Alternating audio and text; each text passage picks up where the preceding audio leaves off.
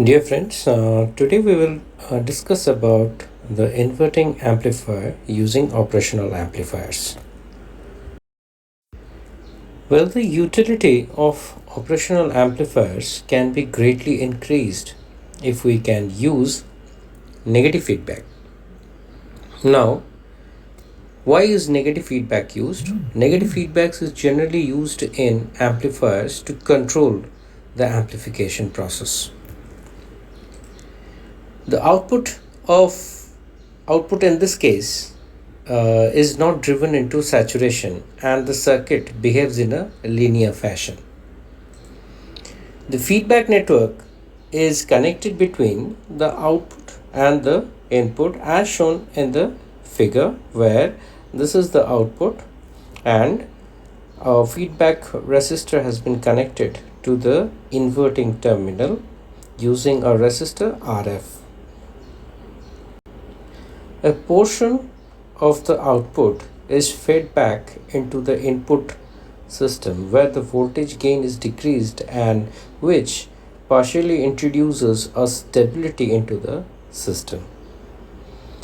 Now, RF is the feedback resistor which is connected between the output and the inverting terminal of the operational amplifier. The non-inverting terminal is generally grounded when we are using this operational amplifier as inverting amplifier. Now let us see what is virtual ground. Now, in operational amplifiers, the term virtual ground means that the voltage at a particular node is almost equal to ground potential in spite of it not connected directly to the ground. Now in this circuit, this particular point denoted by VA is actually at ground potential.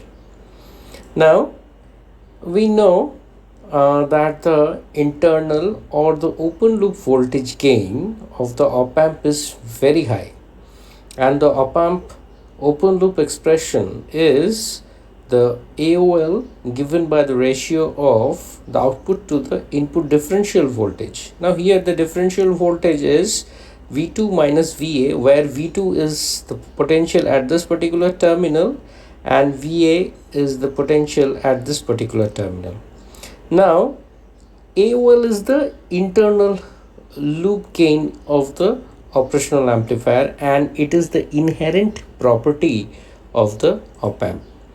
So to make this very large, V in is the difference and V out is the output voltage. So to referring to the above figure, V2 is at ground potential and AOL is very high, and it is only possible when VA is almost equal to 0. So this is the reason why we call it virtual ground. Now let us analyze the inverting amplifier. Now let us consider an input voltage Vin connected to Ri with respect to the ground. Here it means Vin is connected with respect to the ground to one end of Ri, where the other end of Ri is connected to the negative terminal and to the one terminal of the feedback resistor. Now this VA is also the voltage which is known as the virtual voltage, which is across the ground. Now the non-inverting terminal is connected to the ground. This is because we are using the operational amplifier in inverting mode, and whenever you are using the op-amp in the inverting mode, you have to disable the non-inverting terminal. Now when our input voltage is applied across Ri, we will expect a current to flow into the circuit. So by applying Kirchoff voltage law, we can get the expression given in equation 1. Now, the input voltage Vin will be equal to the voltage drop across Ri, which is IIRi, plus the voltage at the node where the voltage is Va.